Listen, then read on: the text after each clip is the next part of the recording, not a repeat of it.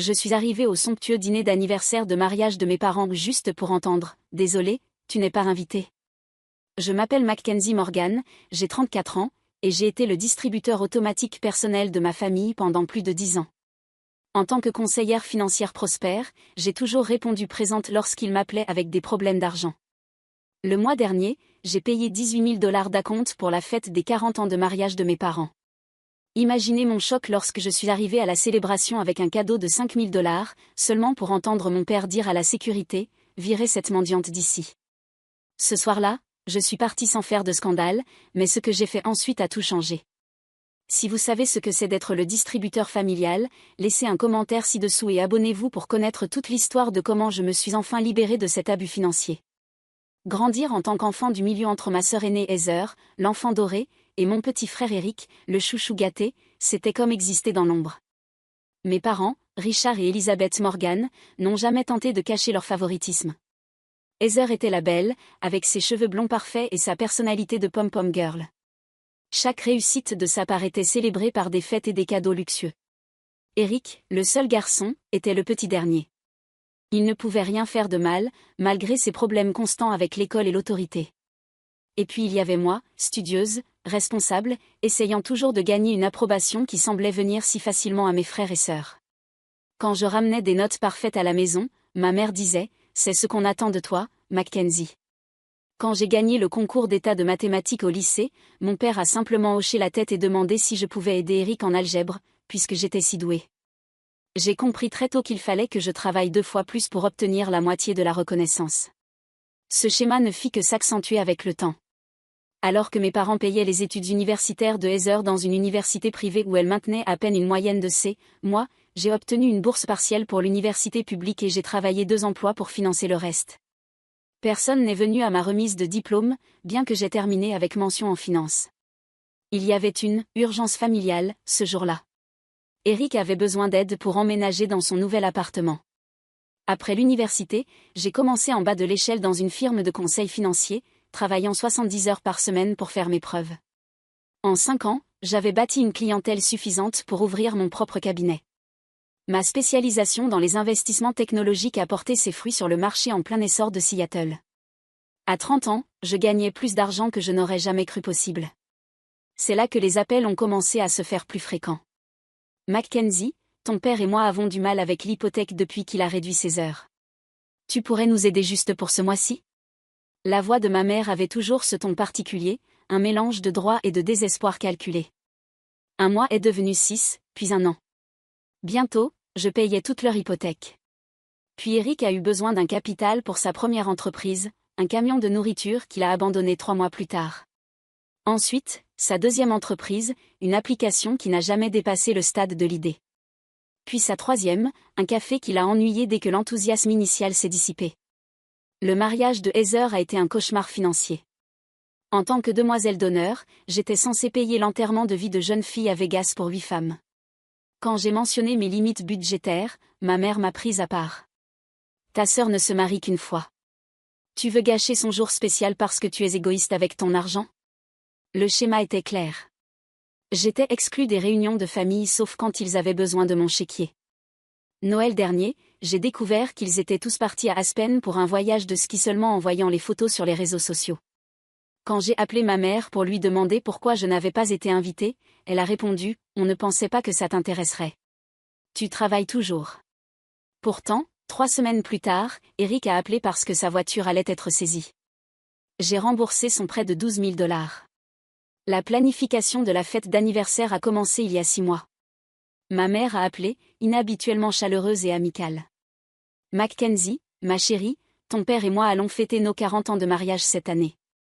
Nous voulons organiser une célébration spéciale à la maison. » La maison était le restaurant le plus cher de Seattle, célèbre pour ses événements privés et sa clientèle de célébrités. En le recherchant plus tard, j'ai compris que la seule location coûtait plusieurs milliers. Ça a l'air merveilleux, maman, ai-je dit, sincèrement heureuse d'être incluse dans l'organisation. On aura besoin de ton aide pour la compte, a-t-elle continué, sa voix prenant ce ton d'attente familier. C'est 18 000 $ pour la salle privée et l'engagement initial pour le traiteur. J'ai eu un haut le cœur. C'était une somme importante, même pour moi. Mais je voulais faire partie de cette étape familiale importante. Bien sûr, je peux aider avec ça. Parfait. L'organisatrice de l'événement vous appellera pour les détails de la carte de crédit. On pense à environ 60 invités. 60 ? C'est une sacrée réception. Qui est invité ? Ai-je demandé, calculant déjà que la facture finale dépasserait probablement les 50 000 $. Juste la famille et quelques amis proches, répondit ma mère vaguement. On t'enverra les détails plus tard. Les détails ne sont jamais venus. Chaque fois que je posais des questions sur l'organisation, on évitait le sujet. Ne t'en fais pas, Mackenzie. Concentre-toi sur ton travail. On sait à quel point tu es occupé. 2 semaines avant l'événement, j'ai appelé ma sœur pour lui demander ce que je devais porter. Oh, fit Heather, surprise. Tu viens ? Je pensais que tu serais trop occupée. Bien sûr que je viens. J'ai payé la compte, ai-je dit, confuse.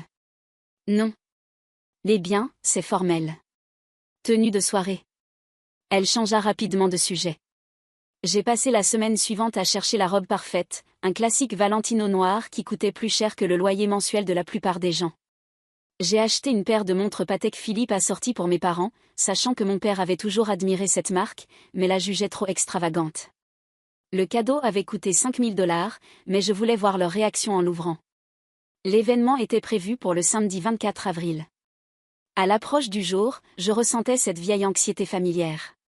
Malgré toutes les preuves du contraire, j'espérais encore que cette fois serait différente. Que cette fois, je serais accueillie comme une fille, et pas seulement comme une source d'argent. J'avais tellement tort. Le 24 avril arriva avec une météo parfaite à Seattle, une rare journée de printemps ensoleillé, sous un ciel bleu clair. J'ai pris plus de temps que d'habitude pour me préparer, avec maquillage et coiffure professionnelle. Le coiffeur avait bouclé mes cheveux châtains en vagues élégantes qui encadraient mon visage. Mon maquillage était subtil mais soigné, mettant en valeur mes yeux vers la seule chose que ma mère avait jamais complimentée. La robe noire Valentino m'allait parfaitement, mettant ma silhouette en valeur sans être voyante. Je l'avais associée à de simples boucles d'oreilles en diamant et au pendentif en saphir que m'avait légué ma grand-mère, le seul membre de la famille qui m'avait aimé sans condition. La boîte contenant les montres reposait sur le siège passager, emballée dans du papier argenté avec un ruban bleu.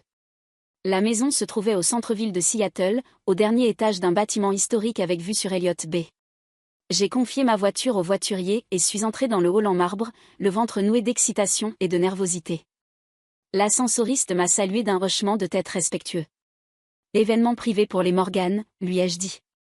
Le dernier étage, madame, répondit-il. Lorsque je suis arrivée à l'entrée du restaurant, une hôtesse en uniforme noir élégant m'a accueillie. L'espace derrière elle était transformé, composition florale raffinée, éclairage tamisé. J'entendais le murmure des conversations et une douce musique classique. Bonsoir. Je suis ici pour la célébration de l'anniversaire de mariage des Morgan, ai-je dit avec un sourire. Elle baissa les yeux vers sa tablette, faisant défiler ce que je supposais être la liste des invités. Son front se plissa légèrement. Votre nom, s'il vous plaît ? Mackenzie Morgan. Je suis la fille de Richard et Elizabeth. Elle fit défiler de nouveau, de plus en plus mal à l'aise. Je suis désolée, je ne vois pas votre nom sur la liste. Mon sourire se figea. Il doit y avoir une erreur. Je suis leur fille. J'ai même payé la compte pour cet événement. L'hôtesse me lança un regard désolé. Je vais vérifier avec la coordinatrice de l'événement. Pendant qu'elle s'éloignait, j'ai aperçu des morceaux de la fête à travers les portes entrouvertes. La salle était magnifiquement décorée, avec des roses blanches et des touches d'argent. J'ai reconnu mon oncle Thomas, riant un verre de champagne à la main. Ma cousine Rebecca prenait des photos près d'un grand gâteau d'anniversaire. Tout le monde était habillé avec élégance, exactement comme on me l'avait dit. L'hôtesse revint accompagnée d'une femme en tailleur, qui se présenta comme la coordinatrice de l'événement. Madame Morgan, je crois qu'il y a une confusion. Votre nom ne figure pas sur la liste des invités approuvés. C'est impossible, ai-je insisté, les joues brûlantes de honte. Je suis leur fille. J'ai payé la compte de 18 000 $ pour cet événement. Elle hocha la tête, visiblement gênée. Oui, nous avons bien le paiement enregistré. Toutefois, la liste finale a été validée personnellement par monsieur et madame Morgan, et vous n'y figurez pas. Il y a peut-être eu un malentendu ? Des regards commençaient à se tourner vers nous. Je serrai mon cadeau plus fort, tentant de garder mon calme. Puis-je parler à mes parents, s'il vous plaît? Je vais voir s'ils sont disponibles, répondit-elle, en disparaissant derrière les portes. Je restais debout dans le hall, pleinement consciente des regards du personnel du restaurant. Les minutes passaient. Je vis d'autres membres de la famille arriver, Heather et son mari avec leurs 2 enfants, tous habillés avec une élégance irréprochable. Elle me vit dans le hall, mais détourna rapidement les yeux, passant à toute vitesse sans même un salut. Eric arriva ensuite, accompagné de sa dernière petite amie. Lui, au moins, eut la décence d'avoir l'air gêné en m'apercevant. Il marmonna quelque chose à sa compagne avant qu'on ne les fasse entrer rapidement. Après 15 minutes interminables, les portes s'ouvrirent de nouveau. Mais ce ne fut pas la coordinatrice de l'événement, ce furent mes parents. Ma mère était éblouissante dans une robe argentée, ses cheveux blonds parfaitement coiffés. Mon père avait fière allure dans son smoking, une flûte de champagne à la main. « Mackenzie » dit ma mère d'un ton bas et agacé. « Que fais-tu ici ?» Je l'ai regardé, incrédule. « Comment ça, que fais-je ici ?»« C'est votre fête d'anniversaire. J'ai payé pour ça. » Mon père jeta un regard autour de lui, manifestement soucieux d'éviter une scène. « Nous te remercions pour la contribution financière, mais ceci est un événement réservé à la famille. » Ces mots me frappèrent comme un coup physique. Je suis la famille. Je suis votre fille. Tu sais très bien ce qu'on veut dire, soupira ma mère, agacée. C'est pour les gens qui font vraiment partie de notre vie. On ne pensait pas que tu viendrais. Tu travailles toujours. Je tendis la boîte cadeau, ma main légèrement tremblante. Je vous ai acheté quelque chose de spécial. Ma mère ne la regarda même pas. Tu peux nous l'envoyer plus tard. Ce n'est pas le bon moment. Derrière eux, je pouvais voir des visages curieux nous observer. Ma tante Catherine semblait inquiète. Heather chuchotait à son mari. Eric évitait soigneusement la scène. « Je ne comprends pas, dis-je, la voix brisée. J'ai payé cette fête. Comment puis-je ne pas y être la bienvenue ?» Le visage de mon père se durcit. Il posa son verre de champagne sur une table voisine et fit un signe discret à quelqu'un derrière lui. Un agent de sécurité en costume sombre s'approcha. « Veuillez faire sortir cette femme, » dit mon père froidement. « Elle dérange notre événement privé. » L'agent de sécurité semblait mal à l'aise, mais s'avança. « Madame, je vais devoir vous demander de partir. » Je ne pouvais pas croire ce qui se passait. « Papa, tu n'es pas sérieux. » Ces prochaines paroles allaient me hanter pour toujours. « Sortez cette mendiante d'ici. » Mendiante. Le mot résonna dans ma tête tandis que le garde posait doucement, mais fermement, sa main sur mon bras. « Je suis désolé, madame, » murmura-t-il, visiblement gêné. « Je dois vous raccompagner. » J'étais trop choquée pour résister. Alors que je me dirigeais vers l'ascenseur, je sentais des dizaines de regards fixés dans mon dos. La belle boîte cadeau était toujours serrée contre moi. La dernière chose que je vis avant que les portes ne se referment, c'était ma mère retournant à la fête, riant déjà de quelque chose que quelqu'un venait de dire, comme si son enfant du milieu n'avait pas été publiquement humilié et expulsé. Le trajet en ascenseur se déroula dans un silence pesant. Le garde de sécurité évitait mon regard. Lorsqu'on atteignit le rez-de-chaussée, il me relâcha. « Votre voiture, madame ?» demanda-t-il doucement. « Je peux la trouver moi-même » répondis-je dans un souffle presque inaudible. Je traversai le hall sur des jambes vacillantes, consciente des regards des employés et des clients du restaurant. Mon visage brûlait d'humiliation. Le voiturier ramena ma voiture sans commentaire, bien que j'eusse juré avoir vu de la pitié dans ses yeux en me tendant les clés. Je déposai la boîte cadeau avec précaution sur le siège passager, mis le contact et quittai la maison, quittant cette famille qui venait de me montrer sans la moindre ambiguïté que ma seule valeur à leurs yeux était financière. Le trajet du retour se fit dans un brouillard. Ma vision se rétrécissait tandis que je traversais le centre de Seattle en pilote automatique. À un moment, j'ai failli heurter une voiture en changeant de voie. Le klaxon furieux m'a à peine sorti de mon état de choc. Mendiante. Le mot repassait sans cesse dans ma tête, accompagné du visage dégoûté de mon père comme une horrible diapositive.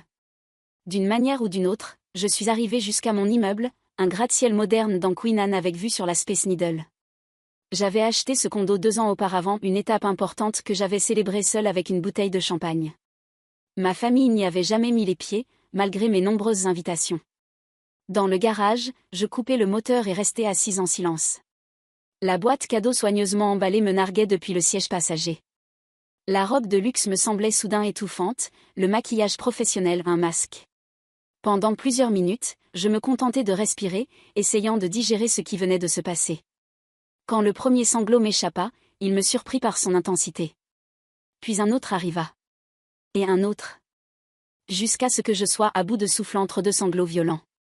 Mon maquillage soigneusement appliqué coulait sur mon visage pendant que des années de rejet se cristallisaient en un seul moment dévastateur. Je ne sais pas combien de temps je suis restée là, mais à un moment, mon téléphone a sonné. L'écran affichait le nom de ma meilleure amie, Jordan. Les mains tremblantes, j'ai décroché. Mac. Alors, comment ça se passe cette fête chic? Est-ce qu'il te traite enfin comme la princesse que tu es? Sa voix joyeuse contrastait cruellement avec mon état émotionnel. Ils m'ont viré, murmurai-je, la voix rauque d'avoir trop pleuré. Et quoi? Je ne t'entends pas, la connexion est mauvaise. Ils ont fait appel à la sécurité pour me faire sortir, dis-je plus fort, un nouveau sanglot ponctuant la phrase. Attends. Quoi? Le choc de Jordan était évident. Tu es où là, maintenant? Dans ma voiture. Parking souterrain. Reste là. J'arrive. 20 minutes. Maximum. Fidèle à sa promesse, Jordan arriva en un temps record. Lorsqu'elle me vit encore assise dans ma voiture, le mascara coulant sur mon visage, elle ouvrit la portière passager, déplaça la boîte cadeau et me prit dans une étreinte puissante. Raconte-moi tout, exigea-t-elle. Alors j'ai parlé. Les mots sont sortis entre deux nouveaux torrents de larmes. L'exclusion de la liste d'invités. Le rejet glacial de mes parents. L'escorte par la sécurité. Le mot mendiante. Jordan écouta, son expression passant du choc à la colère. C'est, profiteur. Manipulateur. Des vampires émotionnels, lâcha-t-elle enfin. Mac, ça dépasse la simple toxicité. C'est de l'abus. Ce sont mes parents, répondis-je faiblement. La réponse automatique que j'avais répétée pendant des années pour justifier leur comportement. Non, dit Jordan fermement. Une famille ne traite pas les siens comme un distributeur automatique. Une famille ne vous humilie pas publiquement. Une famille ne prend pas sans jamais rien donner en retour. Nous sommes montés jusqu'à mon appartement, où Jordan m'a aidé à retirer ma robe de créateur et à enfiler des vêtements confortables. Elle a enlevé mon maquillage ruiné pendant que je restais assise, hébétée, au bord de la baignoire. Puis elle nous servit 2 grands verres de vin et commanda chez mon restaurant thaï préféré. Tu sais ce qu'il y a de pire? Dis-je, les yeux fixés sur mon verre. J'ai gardé une trace de tout ce que je leur ai donné. Chaque prêt, chaque cadeau, chaque facture payée. Je tiens des registres financiers précis. C'est littéralement mon métier. Mais je n'ai jamais eu le courage de faire le total. Il est peut-être temps, proposa doucement Jordan. J'acquiesçai et attrapai mon ordinateur portable. En attendant la nourriture, j'ouvris mon logiciel de suivi des finances personnelles. J'avais une catégorie spéciale intitulée Aide à la famille que je documentais fidèlement depuis des années. En quelques clics, j'ai généré un rapport.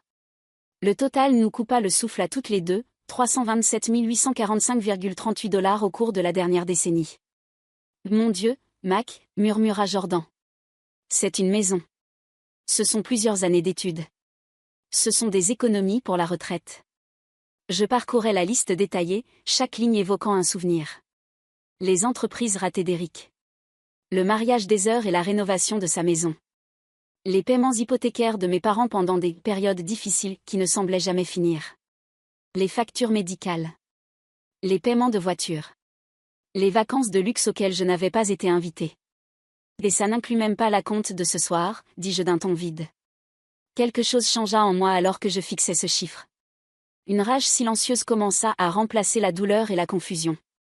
J'ouvris mon application de carte de crédit pour vérifier les transactions récentes et découvris quelque chose qui me fit bouillir de colère. Ils utilisent encore ma carte, dis-je, incrédule. Regarde ces dépenses d'aujourd'hui. Traiteur supplémentaire, 4005 $. Formule bar premium, 3002 cents. Gâteau de l'anniversaire chez Celebrity Bakery, 800. Ils ne m'en ont même pas parlé, chuchotai-je. Ils ont simplement continué à facturer. Poussé par une intuition, j'ouvris Instagram. Et bien sûr, Heather avait déjà publié des photos de l'événement.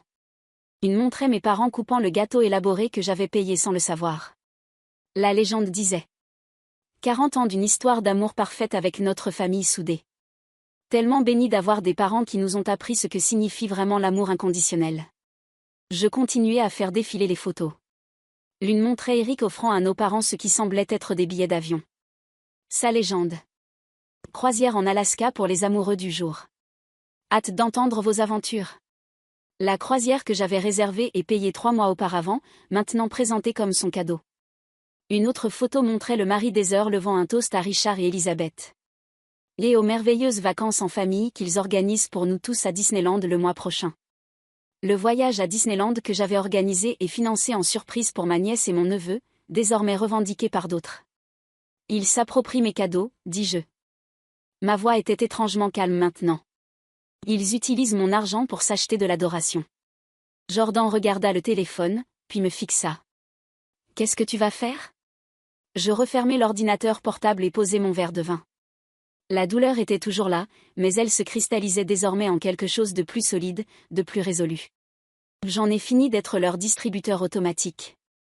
J'ai étonnamment bien dormi cette nuit-là, comme si mon corps avait eu besoin de se déconnecter pour digérer le traumatisme. Le lendemain matin, les événements de la veille me revinrent en mémoire avec force, mais l'émotion accablante avait laissé place à autre chose. De la détermination. Je pris une douche, me fis un café, et m'installai à l'îlot de ma cuisine avec mon ordinateur. C'était dimanche, donc mon cabinet était fermé, mais j'envoyai un message à mon assistante, Chloé, qui travaillait avec moi depuis 5 ans et connaissait ma situation familiale mieux que quiconque à part Jordan. Besoin de ton aide pour quelque chose de personnel. Tu peux passer à mon appartement vers 10 heures? Elle répondit immédiatement. Bien sûr. Tout va bien? Ça ira, écrivis-je. En attendant Chloé, je créai un nouveau tableau Excel. Celui-ci n'était pas juste un relevé des transactions passées, mais une liste complète de tous les engagements financiers actuels et futurs que j'avais pris envers ma famille. 18 000 $ à compte pour la fête d'anniversaire à la maison. Déjà payé. 12 000 $ cadeau de croisière en Alaska pour l'anniversaire. Payé. Départ prévu en juin. 9 000 $ voyage à Disney pour la famille de Heather. Payé. Prévu en mai. 15 000 $ prêt professionnel à Eric. Fonds transférés, mais non utilisés. 8 000 $ renouvellement d'adhésion au country club pour mes parents.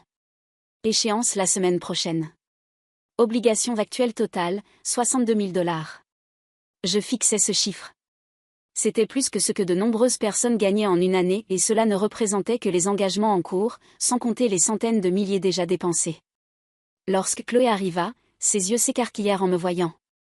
Qu'est-ce qui s'est passé? Demanda-t-elle en posant son sac d'ordinateur. Je lui racontai tout, d'une voix posée et factuelle. Chloé avait assisté à de nombreux appels téléphoniques de ma famille au fil des années, toujours à propos d'argent, toujours urgent. Elle m'avait vu tout arrêter pour envoyer des virements ou passer des appels pour eux. Mais même elle fut choquée par l'histoire de la fête. C'est au-delà de la cruauté, dit-elle quand j'eus fini. Qu'est-ce que tu veux que je fasse? J'ai besoin de connaître ma position légale concernant ces engagements, dis-je en lui montrant le tableau. Qu'est-ce que je peux annuler? Qu'est-ce que je suis légalement obligée de maintenir? Chloé, aussi efficace que toujours, se mit au travail. Elle appela un ami avocat spécialisé en droit familial et le mit sur haut-parleur. Sans mentionner de nom, elle exposa la situation. L'acompte pour l'événement déjà passé est perdu, expliqua l'avocat. Mais les réservations pour des événements futurs effectués avec votre carte sont différentes. Vous avez tout à fait le droit de les annuler, surtout s'il n'y a pas eu d'accord écrit stipulant qu'il s'agissait de cadeaux. Et le prêt professionnel? Demandai-je. Si l'argent n'a pas été utilisé et qu'il n'existe pas de contrat formel, vous pouvez récupérer ces fonds. Ce serait différent s'il s'agissait clairement d'un don documenté. Rien n'a été documenté, dis-je. C'était fait exprès. Il garde toujours tout verbal. Une fois l'appel terminé, Chloé me regarda. Quel est le plan, chef? Je vais tout annuler, répondis-je fermement. Chaque réservation, chaque paiement, chaque engagement futur. Et je vais documenter exactement combien je leur ai donné au fil des années, pour que, lorsqu'ils viendront inévitablement demander plus, j'ai un dossier clair à leur montrer. Ils vont être furieux, prévint Chloé. Je sais, répondis-je calmement. Mais je ne peux plus continuer ainsi. Hier soir m'a prouvé qu'aucune somme d'argent n'achètera jamais leur amour ou leur respect. J'ai essayé d'acheter une place dans une famille qui n'a jamais eu l'intention de me l'accorder. Ensemble, Chloé et moi avons étoffé le tableau pour inclure toutes les transactions passées. Nous avons classé les dépenses par membre de la famille, par année, et par type de dépenses. Nous avons calculé les intérêts qui auraient été générés si ces sommes avaient été prêtées officiellement. Nous avons estimé le coût d'opportunité si ces fonds avaient été investis dans mon portefeuille standard. Le document final était stupéfiant. Plus de 320 000 $ en paiement direct. Près de 80 000 $ de gains d'investissement estimés perdus. Plus de 400 000 $ au total. J'aurais pu acheter une maison de vacances, murmurai-je, les yeux fixés sur le chiffre. J'aurais pu fonder une association caritative entière. Tu peux encore le faire, me rappela Chloé, une fois que tu arrêtes l'hémorragie. Nous avons activé les notifications par email pour être informés dès que les annulations seraient traitées. Je savais que les retombées seraient rapides et violentes. Ma famille ne prendrait pas bien cette coupure financière. Tu es prête pour leur réaction, demanda Chloé alors que nous terminions nos préparatifs. J'hésitais. Pendant un instant, la culpabilité familière et le sentiment d'obligation refirent surface. Des images me traversèrent l'esprit.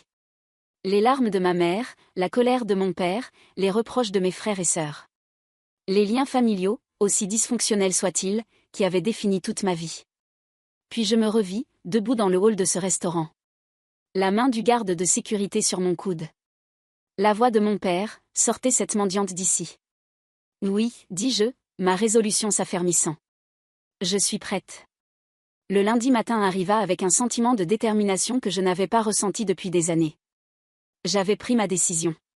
Et il était temps d'exécuter mon plan avec la même précision méthodique que j'appliquais dans ma vie professionnelle. Mon premier appel fut pour la maison. Je demandai à parler à la responsable de l'événement organisé pour l'anniversaire de mes parents. « Madame Morgan, comment puis-je vous aider ?» demanda-t-elle, une prudence perceptible dans sa voix. Elle se souvenait clairement de la scène de la veille. « Je souhaiterais discuter des frais portés sur ma carte de crédit pour l'événement d'hier soir, dis-je calmement. Oui, la facture finale s'élève à 23 475 $, incluant les services supplémentaires demandés sur place. Le prélèvement sera effectué aujourd'hui.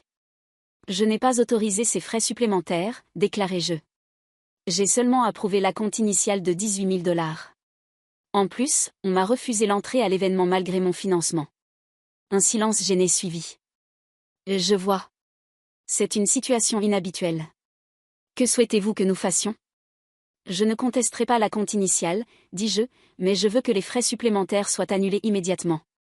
Et je souhaite que le reste de la facture soit transféré à Richard et Elizabeth Morgan. Je comprends, dit-elle prudemment. Et l'acompte ?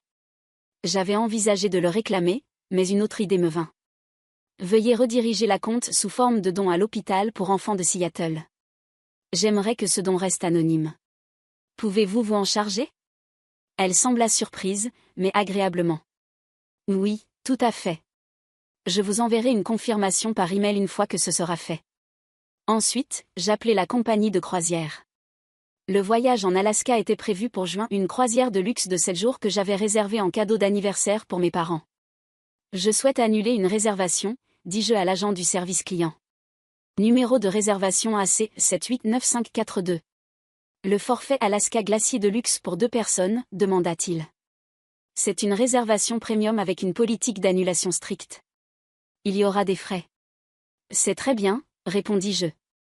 Veuillez procéder à l'annulation et rembourser le reste sur le moyen de paiement initial. Souhaitez-vous que nous informions les voyageurs de l'annulation ? Je réfléchis un instant. Non. Je m'en chargerai personnellement. L'annulation du voyage à Disney fut plus difficile sur le plan émotionnel. J'imaginais la déception de ma nièce et de mon neveu. Ils étaient innocents dans tout cela, mais je ne pouvais pas les dissocier du comportement de leur mère. Je pris toutefois mentalement note de leur envoyer des cartes cadeaux pour leurs anniversaires. Je dois annuler le Morgan Family Package à Disney World, prévu du 15 au 20 mai, dis-je à la représentante Disney. Bien sûr. Les frais d'annulation s'élèvent à 20% du montant. C'est acceptable, dis-je. Pour le prêt professionnel d'Eric, je contactai ma banque et expliquai que je voulais geler les fonds sur le compte professionnel que j'avais créé. Puisque le compte était à mon nom, avec Eric comme utilisateur autorisé, j'avais le droit d'en restreindre l'accès. Les fonds n'ont pas encore été touchés, confirma le directeur de la banque. Nous pouvons geler le compte immédiatement. Faites-le, dis-je. Et envoyez-moi une confirmation dès que ce sera fait. Le renouvellement de l'adhésion au club de golf fut le plus simple. Un simple appel au service des adhésions. Je ne renouvellerai pas l'abonnement Morgan Family cette année. Lem et Madame Morgan sont membres depuis 8 ans, nota la responsable. Ils seront déçus. Je n'en doute pas, répondis-je, ne ressentant plus rien. À midi, toutes les annulations avaient été traitées. Il ne restait plus qu'à me préparer à l'inévitable contre-attaque.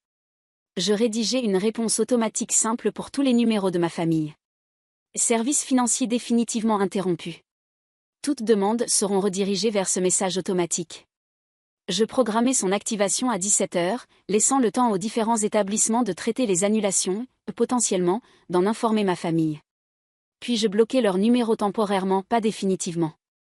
Je voulais voir leur réaction, mais j'avais besoin d'un peu de recul pour me préparer. Ce soir-là, Jordan vint chez moi avec des plats à emporter et une bouteille de vin, pour m'apporter son soutien moral. C'est fait, lui dis-je alors que nous étions assises sur mon balcon, avec vue sur la skyline de Seattle. Tout est annulé. Comment tu te sens, demanda-t-elle. Je réfléchis un instant à la question. Plus légère. Comme si j'avais enfin déposé un fardeau que je portais depuis si longtemps que j'avais oublié à quoi ressemblait la vie sans lui. Des regrets ? Pas pour l'argent, répondis-je sincèrement. Mais je suis triste de ce que tout cela révèle. Qu'après toutes ces années, tous ces sacrifices, ils ne m'ont jamais vraiment vu comme un membre de la famille. Juste comme une ressource. Jordan leva son verre. Va ton jour d'indépendance. Je fis teinter le mien contre le sien. Aux limites. Nous étions à moitié du repas lorsque mon téléphone se mit à vibrer sans cesse. Je l'avais mis en silencieux, mais laissé face visible sur la table. L'écran s'illuminait notification après notification. Appel manqué maman. Appel manqué papa. Appel manqué Heather. Message d'Eric, c'est quoi ce bordel avec le compte pro ? Appel manqué maman. Message vocal papa. Message Heather, la résa Disney a été annulée. Règle ça immédiatement. Appel manqué maman. Encore. Email papa, rappelle-moi. Urgent. Les notifications ne cessaient d'arriver, de plus en plus fréquentes et pressantes. En moins de 20 minutes, j'avais 36 appels manqués. Waouh, dit Jordan en regardant le téléphone vibrer au point de presque tomber de la table. Ça n'a pas traîné. Je me sentais étrangement calme en regardant ce désastre numérique. Ils avaient dû tous le découvrir en même temps. Tu vas répondre ? Je secouai la tête. Pas ce soir. Ils ont besoin de ressentir ce que c'est de perdre soudainement quelque chose sur lequel ils comptaient, sans explication. Jordan me regarda avec admiration. Tu gères ça comme une chef. Je suis une chef, répondis-je avec le premier vrai sourire que j'avais eu depuis des jours. Il était temps que je m'en souvienne. Nous terminâmes le dîner, et Jordan partit vers 21 h. Je pris un long bain, ignorant les notifications qui continuaient d'arriver. Je dormis profondément pour la 2e nuit consécutive, libéré du poids d'attentes impossibles. Les coups frappés à ma porte commencèrent à 7 h du matin. Des coups violents, qui me réveillèrent en sursaut. Pendant un instant, j'étais désorientée, mais les voix en colère dans le couloir me rappelèrent vite les événements de la veille. Mackenzie, ouvre cette porte immédiatement. La voix autoritaire de mon père, comme toujours. On sait que tu es là. Ma mère, stridente et indignée. Je mis un peignoir et m'approchai prudemment de la porte. Par le Judas, je vis mes parents, Heather et Eric, tous entassés dans le couloir. Leurs visages étaient déformés par la colère, le teint de mon père atteignant des nuances dangereuses de rouge. Je pris une profonde inspiration et ouvris la porte. « C'est quoi ce cirque ?» demanda mon père en entrant sans y être invité dans mon appartement. Les autres le suivirent, formant un demi-cercle de rage dans mon salon. « Bonjour à vous aussi », dis-je calmement en refermant la porte. « Je vois que vous avez bien reçu mes messages. »« Des messages ?» hurla Heather.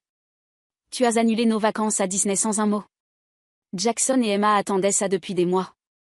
La compagnie de croisière nous a appelés, ajouta ma mère, la voix tremblante de ce que je reconnaissais maintenant comme une émotion simulée. Ils ont dit que notre croisière anniversaire était annulée. On va être humiliés devant nos amis. On en a déjà parlé à la fête. Eric s'avança, le visage déformé par une colère pseudo-justifiée. Tu as gelé le compte pro.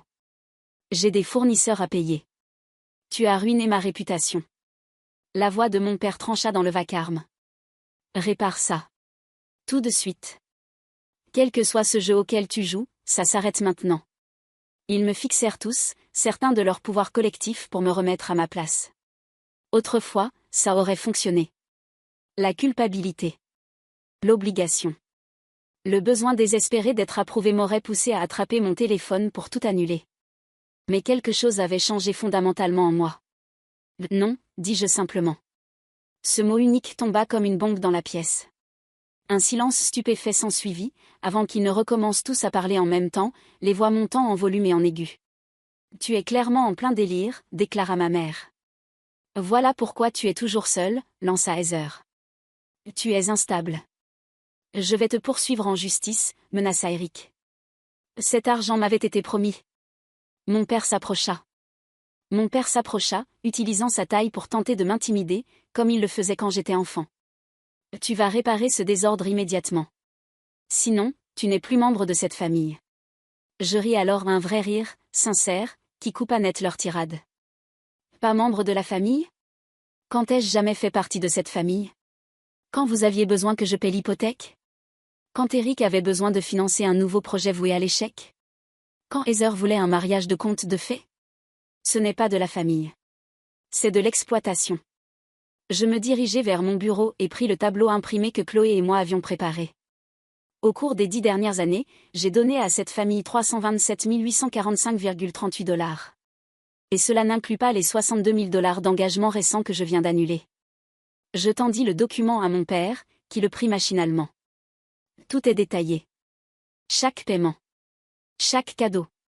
Chaque prêt jamais remboursé. Avec les intérêts calculés et le coût d'opportunité. Ils fixèrent le papier, momentanément réduit au silence par ce chiffre écrasant. « Nous sommes ta famille », dit enfin ma mère, comme si cela expliquait et excusait tout. Une famille ne fait pas appel à la sécurité pour expulser quelqu'un d'un événement qu'elle a financé, répliquai-je d'un ton égal. Une famille ne me traite pas de mendiante. Mon père releva brusquement la tête. Tu es trop sensible. C'était un malentendu. Je pris mon téléphone et lançai l'enregistrement que j'avais fait dans ma voiture en quittant le restaurant. Ma voix, brisée, racontant ce qui s'était passé, mot pour mot. Sortez cette mendiante d'ici. La voix de mon père, capturée parfaitement. Heather eut au moins la décence d'avoir l'air mal à l'aise.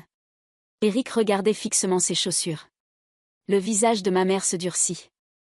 Tu sors tout de son contexte, insista TL. Ton père était bouleversé. Tu as raison. Je sors des choses de leur contexte depuis des années, répondis-je. J'ai pris l'exploitation financière pour de l'amour. J'ai confondu ma valeur avec de l'appartenance. Mais ça s'arrête maintenant. Quoi, tu vas juste nous couper les vivres, s'exclama Eric. Après tout ce qu'on a fait pour toi? Je me tournai vers lui, réellement curieuse. Qu'est-ce que tu as fait pour moi, Eric? Il ouvrit la bouche, puis la referma. Incapable de citer un seul exemple. Voilà comment ça va se passer, dis-je, m'adressant à tous. Je ne fournirai plus aucun soutien financier à aucun d'entre vous. Pas de prêt. Pas de cadeau. Pas de paiement.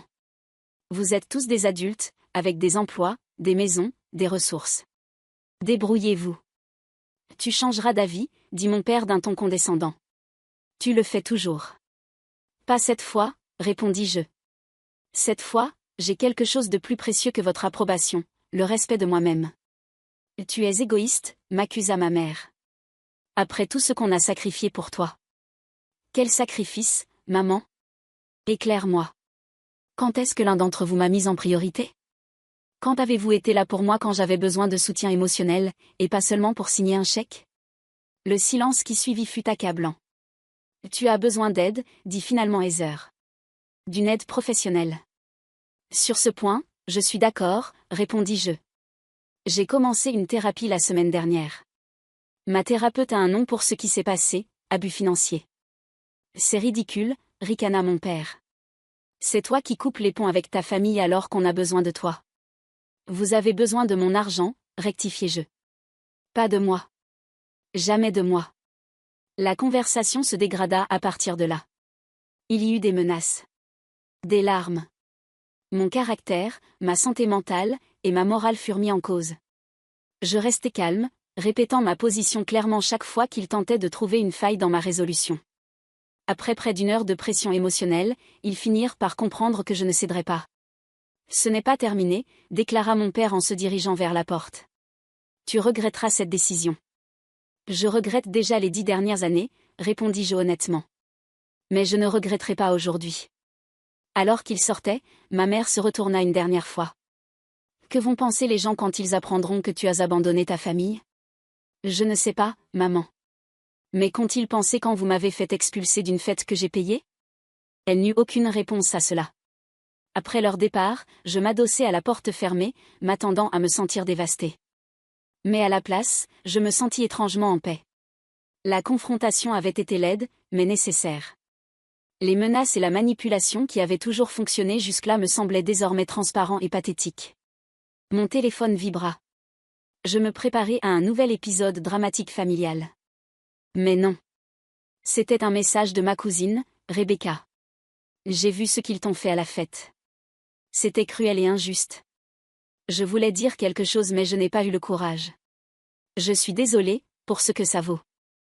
Je suis fière de toi pour enfin t'être défendue. C'était la première véritable expression de soutien que je recevais d'un membre de la famille. Je répondis par un simple message. Merci. Ça compte beaucoup pour moi. Peut-être que je n'étais pas totalement seule dans la famille élargie, après tout. C'était un petit réconfort, mais un réconfort réel. Et la réalité, aussi douloureuse soit-elle, valait mieux que l'illusion dans laquelle j'avais vécu si longtemps. Les 6 mois suivants passèrent comme dans un rêve. L'automne arriva à Seattle, peignant la ville de riches tons orangés et rouges, une époque fraîche, métaphore parfaite de la clarté que j'avais enfin trouvée dans ma vie. Les suites immédiates de la confrontation avaient été difficiles. Ma famille avait tenté plusieurs approches pour retrouver une emprise financière sur moi. Mon père m'envoya des emails officiels exigeant le remboursement de tout ce qu'ils avaient investi pour m'élever. Ma mère laissa des messages vocaux en larmes à propos de problèmes de santé, qui s'étaient mystérieusement résolus lorsque je ne répondais pas. Eric prétendait que sa société faisait faillite à cause de moi. Heather m'envoya des photos de ses enfants déçus, accompagnés de messages culpabilisants à propos du voyage à Disney annulé. Je maintins mes limites malgré tout cela, concentrant mon énergie sur mon propre processus de guérison. La docteure Melissa Chin, ma thérapeute, joua un rôle fondamental dans ce cheminement. Nos séances hebdomadaires m'aidèrent à défaire des décennies de manipulation émotionnelle et à reconnaître des schémas que j'avais toujours ignorés.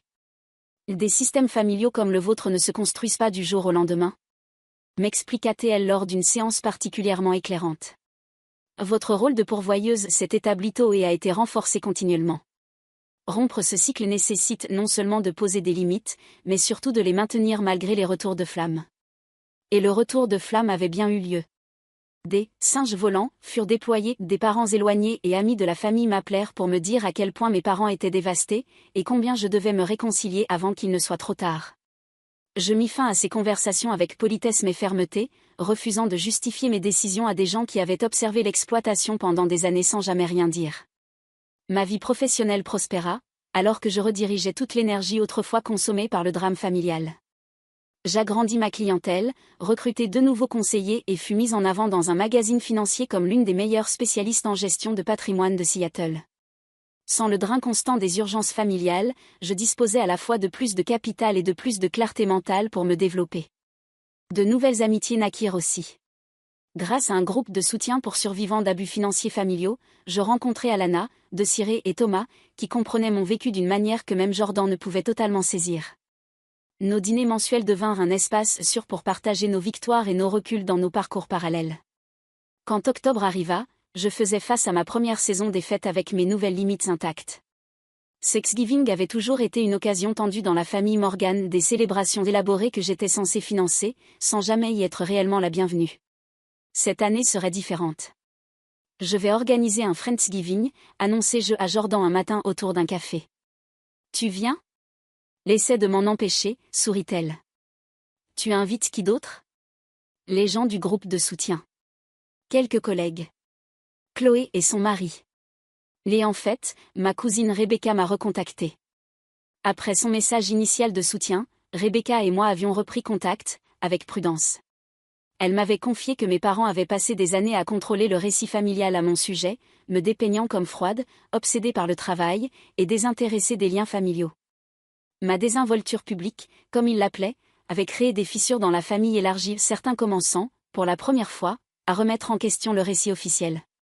Rebecca m'a dit qu'elle et son mari veulent venir, continuai-je. Mais peut-être aussi ma tante Catherine. La sœur de ta mère? Jordan haussa un sourcil.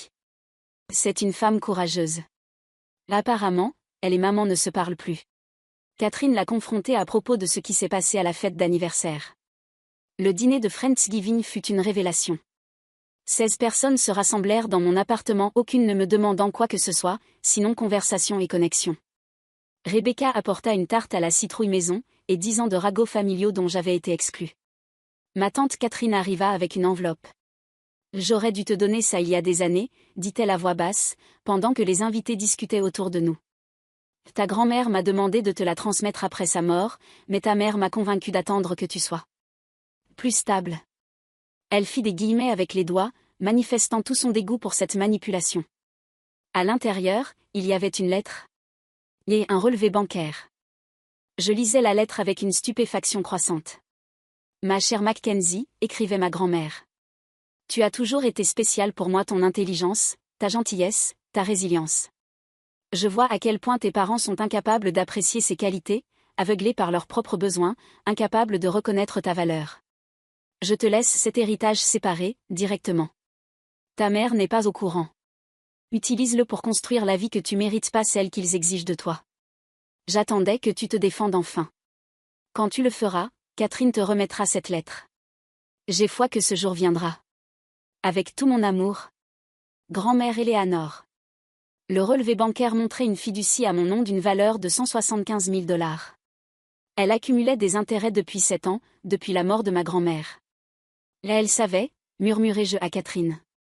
Elle voyait ce qui se passait. Éléanore n'était pas dupe, répondit Catherine.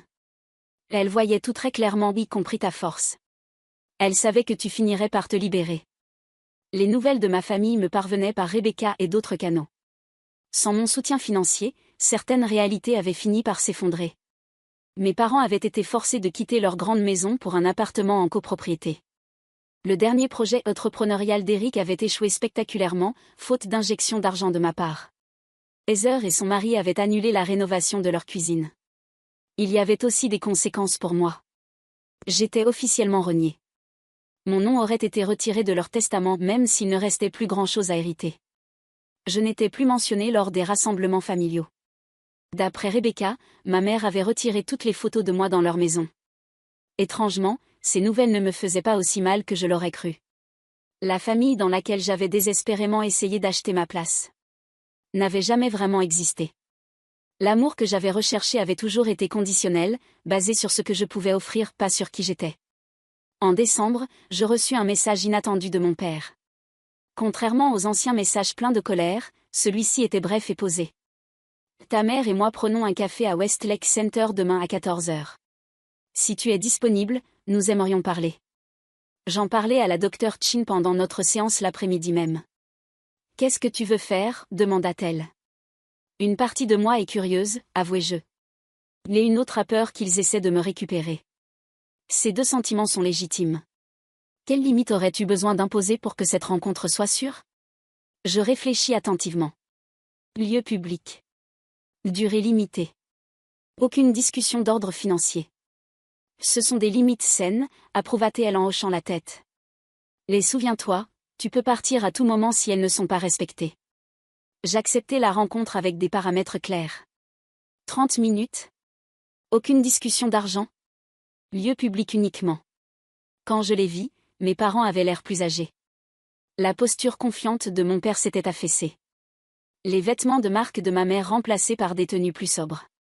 Pendant un instant, je ressentis l'ancienne culpabilité et le réflexe de responsabilité, mais je respirai profondément comme me l'avait enseigné la docteure Chin. Merci d'être venu, dit mon père, inhabituellement sobre. La conversation qui suivit fut maladroite et superficielle. La météo. L'actualité. Une prudente évitement de tout ce qui avait du sens. Finalement, alors que l'heure convenue approchait, ma mère tendit la main à travers la table. Tu nous manques, Mackenzie. Je croisai son regard directement. Je vous manque, ou ce que je vous apportais? Elle retira sa main. Mon père se racla la gorge. Nous avons dû faire quelques ajustements, reconnut-il. Ce fut difficile. J'imagine bien, répondis-je d'un ton neutre. Les enfants de ta sœur demandent après toi, ajouta ma mère. Surtout à Noël. Je pensais à Jackson et Emma innocents dans ce drame d'adulte. Ils peuvent m'appeler quand ils veulent. Ils sont les bienvenus chez moi. Sans leurs parents, répliqua sèchement ma mère. Mes limites n'ont pas changé, répondis-je calmement. Je suis ouverte à reconstruire des relations, mais pas des relations financières. Ils échangèrent un regard. Cette complicité silencieuse qui m'avait toujours exclue. Mon père soupira. On devrait y aller, dit-il à ma mère. Puis, à moi. Réfléchis à ce que signifie vraiment le mot « famille », Mackenzie. Je souris légèrement. J'y pense tous les jours depuis 6 mois. Alors qu'il s'éloignait, je réalisais quelque chose de profond. Il n'avait plus aucun pouvoir sur moi. Ni financier. Ni émotionnel. Leur approbation, que j'avais si longtemps cherchée, ne définissait plus ma valeur. Ce soir-là, j'organisais une fête de fin d'année dans mon appartement. Des amis, des collègues. Mon cercle grandissant de familles choisies s'était réuni pour célébrer. Chloé était venue avec son nouveau-né. Jordan avait annoncé ses fiançailles. Thomas, du groupe de soutien, avait partagé qu'il avait enfin vendu son roman. Alors que je regardais autour de moi ces personnes qui m'aimaient pour qui je suis, et non pour ce que je pouvais leur offrir, je sentis la présence de ma grand-mère. Elle avait prévu ce jour. Elle avait cru en ma force, même quand je ne la voyais pas moi-même. L'héritage qu'elle m'avait laissé restait en grande partie intact. J'avais créé une petite fondation avec une partie de cet argent, offrant des bourses d'études à des jeunes coupés de leurs systèmes familiaux. Le reste attendait une cause digne de sa confiance en moi. Mon téléphone vibra. Un message de Rebecca. Fière de toi pour aujourd'hui. Limite respectée. Eleanor serait rayonnante.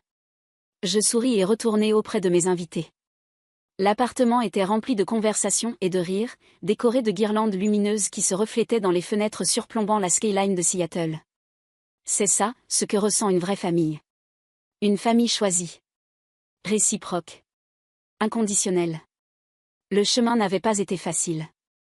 Il y aurait encore des épreuves, encore des limites à faire respecter, encore des moments de doute. Mais j'avais trouvé quelque chose de plus précieux que l'approbation. Plus durable que la fausse sécurité des liens dysfonctionnels. Je m'étais trouvé moi-même. Avez-vous déjà dû poser des limites difficiles avec des membres de votre famille ou des amis qui vous voyaient comme un distributeur automatique plutôt qu'une personne ?